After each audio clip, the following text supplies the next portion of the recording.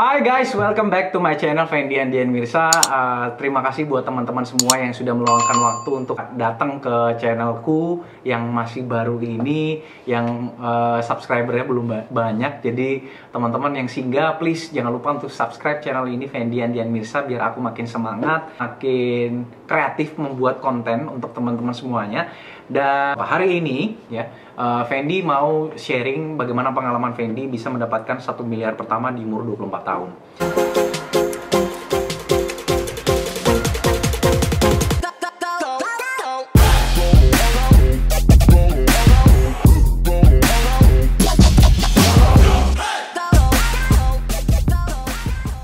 Jadi buat teman-teman hari ini yang umurnya masih di bawah 30 tahun, teman-teman gak ada yang gak mungkin. Karena Fendi pun dulu memulainya dari nol, memulainya dari bener-bener minus kalau aku bilang ya. Karena 2010 aku ingat banget, aku datang ke Jakarta itu pakai koper polo udah bolong. Jadi karena aku nggak pernah keluar kota sebelumnya, itu pun kopernya pinjem sama sepupu, itu pun sepupu kasih kopernya koper bolong gitu. Jadi mau nggak mau ya berangkat ke Jakarta dengan koper itu. Dan tujuan ke Jakarta waktu itu adalah ikut ajang pencarian bakat ya. Jadi waktu itu lolos Idol di Makassar dan audisi dua kali audisi di Makassar, kemudian akhirnya ke Surabaya, dari Surabaya balik ke Makassar lagi, and then akhirnya ke Jakarta gitu. Nah, dan teman-teman, for your information gitu, aku sebelumnya nggak pernah naik pesawat ya sebelumnya. Jadi karena Idol ini akhirnya membuat diriku bisa menikmati experience naik pesawat pertama kali. Kampungan banget ya, tapi it's okay lah ya. Jadi 2010 pertama kali terbang ke Jakarta, ikut ajang pencarian bakat, dan akhirnya puji Tuhan alhamdulillah lolos ya. Jadi finalis wakil dari Makassar waktu itu. Nah, dan setelah mengikuti ajang pencarian bakat ini, akhirnya aku keluar, aku dieliminasi, dan untungnya dapat kontrak dengan manajemen waktu itu. Jadi dapat kontrak 5 tahun kontraknya. Jadi 1 tahun pertama aku solo, kemudian tahun kedua akhirnya aku digabungin jadi boy band waktu itu ya. Namanya Max 5, nanti kasih fotonya Max 5 ya, ting gitu. Nah, jadi perjalanan aku di Jakarta penuh dengan lika-liku teman-teman. Banyak orang bilang kalau Fendi udah jadi artis waktu itu udah sukses ya, udah bisa beli ini itu dan lain-lain. Tapi ternyata apa yang aku pikirkan gitu, dan apa orang-orang lain pikirkan itu tidak seperti apa yang kejadian realnya. Nyatanya nggak seperti itu, karena hidupku dipenuhi dengan drama nggak punya duit teman-teman. Karena aku inget banget aku kerjanya itu harus dibayarnya itu agak lama ya, dari manajemen turunnya agak lama, dan potongannya lumayan besar. Sudah potongannya besar dibagi 5 lagi. Jadi teman-teman bisa hitung sendiri lah gitu, kalau aku terimanya berapa tiap bulan, kecil banget gitu. Jadi aku juga inget banget pertama kali berkarir di Jakarta itu aku harus ngekosnya pun itu harga kosannya itu 500.000, yang 400.000, hampir 500.000, 450. Aku ingatnya 450.000, 500.000 lah, kurang lebih seperti itu tiap bulannya. Jadi itu kayak cuman 2 kali 3 gitu teman-teman. Terus kamar mandi untungnya di dalam. Sometimes juga ada beberapa kali aku pindah juga kamar mandi di luar gitu. Jadi dan ya aku harus menjalani pekerjaanku secara profesional ya, sebagai seorang penyanyi boyband yang jadwalnya lumayan padat juga waktu itu untungnya gitu. Tapi dari situ gue akhirnya punya pacar. Jadi gue punya pacar yang akhirnya sekarang jadi bini gue, jadi istri gue. Gue punya pacar yang selalu supporting gue apapun keadaan gue. Dan gue bersyukur ya ada orang yang support gue di Jakarta, karena jujur aja gue punya keluarga di Jakarta, tapi nggak sedekat itu teman-teman. Jadi akhirnya ya udah. Nah, di 2013 gue sudah mulai mencoba peruntungan gue di dunia bisnis. Jadi gue akhirnya memutuskan untuk terjun ke dunia bisnis. Sebenarnya gue terjun ke dunia bisnis itu karena gue ngeliat teman-teman gue. Jadi gue ngeliat beberapa teman gue yang mereka posting, mereka jalan-jalan, mereka bisa hangout, mereka bisa ini itu, dugem sana sini gitu kan, masih muda kan. Jadi mikirnya, wah kok kayaknya hidupnya enak banget ya gitu loh. Apa sih yang dia lakuin? Ternyata pas aku tanyain gitu ya, pas gue tanya, oh ternyata mereka bisnis gitu. Dan itu yang akhirnya membuka mindset gue, kalau gue harus terjun jadi karyawan, sebenarnya ya karyawan bisa jadi pilihan yang menarik juga waktu itu buat gue ya. Cuman ya gue udah banyak dapat cerita dari istri gue, pacar gue waktu itu, kalau jadi karyawan ya gajinya segitu-gitu aja, jadi tiap bulan, awal bulan kamu terima gaji, habis lagi dan lain-lain gitu. Jadi memaksa gue untuk, gue kan pernah experience juga 1 tahun jadi karyawan di Makassar kan, jadi tau lah gimana gitu kan, kerja kerasnya seperti apa dan dibayarnya seperti apa, dan yang sukses siapa? Yang sukses bos gitu loh. Tapi ini sekali lagi teman-teman, ini tidak mendiskreditkan seorang karyawan ya, atau teman-teman yang masih menjalani aktivitas sebagai seorang karyawan, tidak sama sekali. Tapi gue melihat sesuatu yang berbeda gitu loh. Maksudnya gue melihat dari sudut pandang berbeda, kalau gue bukan dilahirkan untuk menjadi seorang karyawan, nggak mau ya, tapi gue dilahirkan untuk menjadi seorang pebisnis yang bisa memiliki bisnis dan bisa membantu banyak orang. Gue mikirnya kayak gitu loh dulu loh. Jadi sesimpel itu mikirnya gitu, padahal belum punya apa-apa sama sekali gitu. Jadi pede aja lagi gitu, gue pede gitu. Dan akhirnya karena kepedean gue mencoba sana sini, mencoba ini itu, bapak ibu, teman-teman, bapak ibu, gue baru habis meeting teman-teman, makanya bapak ibu. Nah jadi karena kepedean gue untuk mencoba ini itu, mulai modal-modal kecil lah, dan akhirnya tidak berhasil. Teman-teman, itu suara anak gue. It's okay. Nah jadi gue memulai bisnis kecil-kecilan, dan semua yang gue mulai akhirnya tidak berjalan maksimal teman-teman. Gue tahu ini mungkin proses gue ya, ini proses gue untuk benar-benar bisa menikmati apa yang gue impikan. Nah seperti itu. Jadi pernah jualan ini, jualan itu, pernah sampai jualan asuransi pun aku pernah gitu, dapat income gitu. Cuman masih belum cukup untuk memenuhi kebutuhanku sehari-hari di Jakarta, apalagi punya pacar gitu kan, yang harus hang out sana sini gitu ya. Kalau pacaran kan harus ke mall, minimal nonton, itu kan pakai duit teman-teman, bayar. Dan ada satu waktu dimana ketika aku bener-bener lagi nggak ada duit gitu kan, aku harus jalan sama Ica, jalan sama Dian gitu kan, jalan sama Ica mau pacaran, dan Ica lagi waktu itu mau ajakin nonton, dan aku tolak teman-teman. Kenapa? Karena nggak punya duit. Kenapa? Malu kalau dibayarin sama cewek, bener nggak?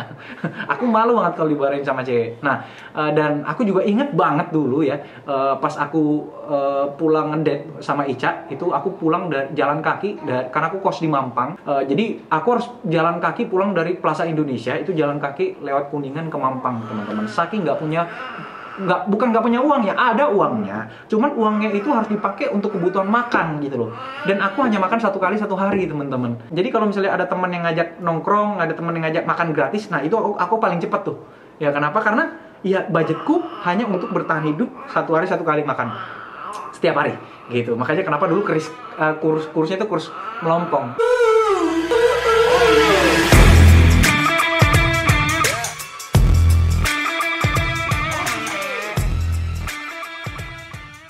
Setelah berdoa, setelah berusaha sana sini dan lain-lain, akhirnya Tuhan mulai buka jalanku di 2015. Nah, jadi di 2015 itu aku ingat banget, aku dipertemukan dengan seseorang mentor yang akhirnya membawa aku bisa naik ke level yang baru dalam hidupku, bisa merubah karakterku, bisa merubah kondisi perekonomianku, dan bisa akhirnya salah satu impianku menikah dengan orang yang aku cintai akhirnya bisa tercapai melalui pertemuan singkat dengan seorang mentor ini.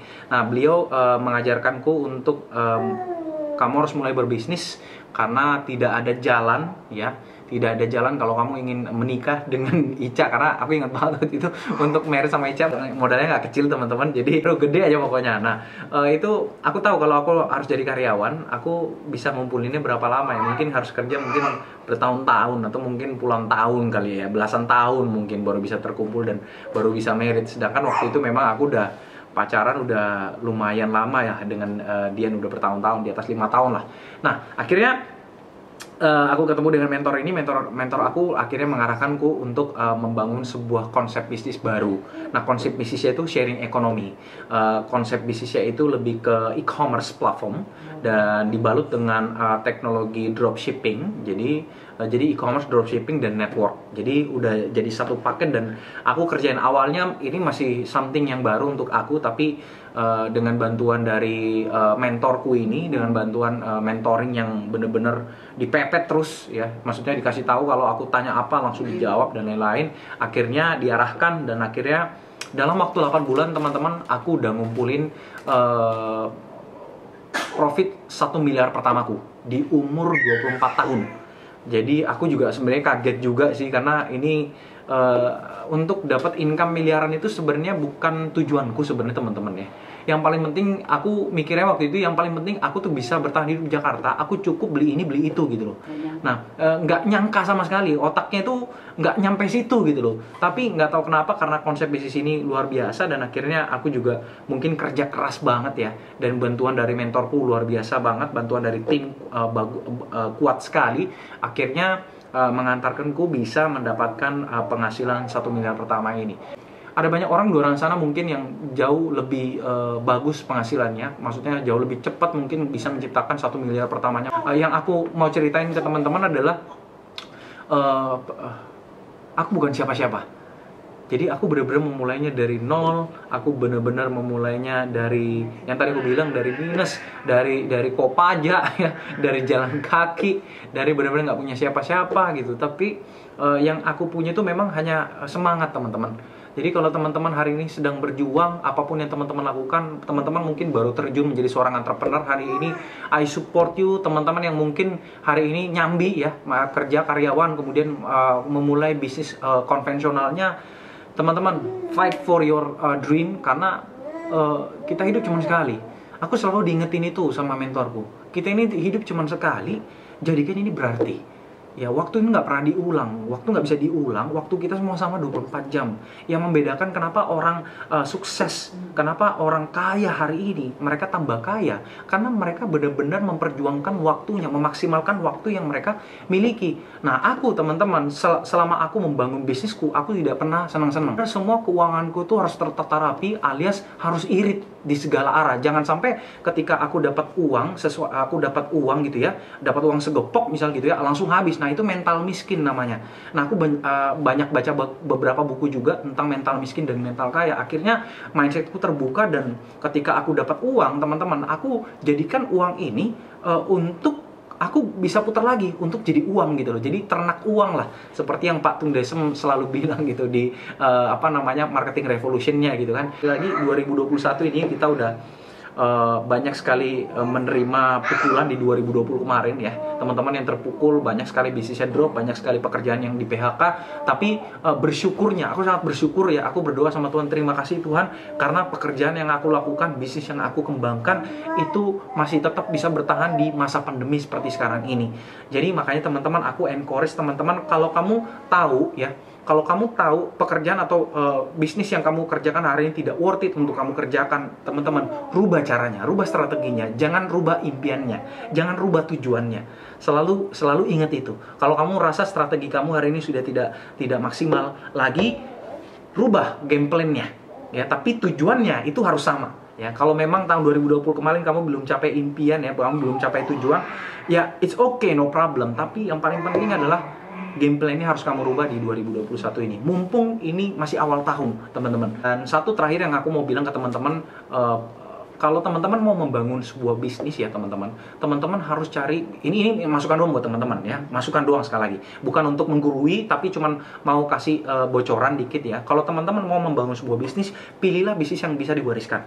Karena itu adalah hal yang menurutku ya, di zaman seperti sekarang ini teman-teman, kalau kita tidak bisa membangun aset, dan kemudian aset itu bisa kita turunkan ke anak kita, itu sayang sekali teman-teman ya. Pekerjaan apa saja yang tidak bisa diturunkan ke anaknya, contoh dokter, itu kan nggak bisa turun ke anaknya, nggak bisa tiba-tiba dokternya berhenti kemudian dia langsung pakein bajunya ke anaknya, kamu jadi dokter ya, nggak bisa, karena harus melalui proses belajar dulu gitu ya. Kayak kemudian orang yang di bidang hukum, pengacara dan lain-lain, itu nggak bisa teman-teman diwariskan ya. Jadi aku bersyukur aku membangun aset, dan akhirnya aset yang aku bangun hari ini itu bisa aku wariskan ke anak aku, mungkin ke cucu aku, dan mungkin ke cicit aku nantinya. Jadi bangunlah bisnis yang seperti itu, supaya apa, teman-teman bisa memutus rantai kalau aku bilang ya, untuk aku pengen memutus rantai kemiskinan di keluarga aku. Adalah hasil kerja kerasku selama kerja keras selama berapa tahun ya. 2017 aku married sama Dian, Ica, dan akhirnya dari bisnis yang kami bangun ini 100% aku pakai bener-bener uangnya untuk married dengan Ica. Dan kemudian kita pakai untuk beli rumah, beli kendaraan yang kita inginkan gitu ya, kendaraan impian lah. Kemudian aset-aset yang lain yang bergerak dan lain-lain lah. Dan kemudian ini yang paling spesial nih, karena 2020 kemarin kita dapat hadiah. Ada salah satu impianku tercapai di 2020, karena di 2020 memang 2019 kemarin kita sempat tulis impian gitu ya. Kita setting goal, kita tulis impiannya kita apa, kita pengen punya anak, dan tada, ada Sky. Say hello to YouTube. Halo. Kok diem sih, Nak? Ya, thank you guys, terima kasih sekali lagi. Jangan lupa untuk subscribe, like, dan komen. Jangan lupa untuk share video ini, siapa tahu video ini bisa bermanfaat untuk teman-teman semuanya.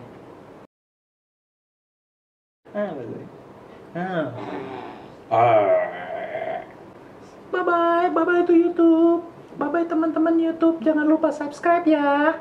Bilang gitu, Nak. Jangan lupa subscribe ya. Jangan lupa like, jangan lupa komen, jangan lupa share video ini ke teman-teman kalian.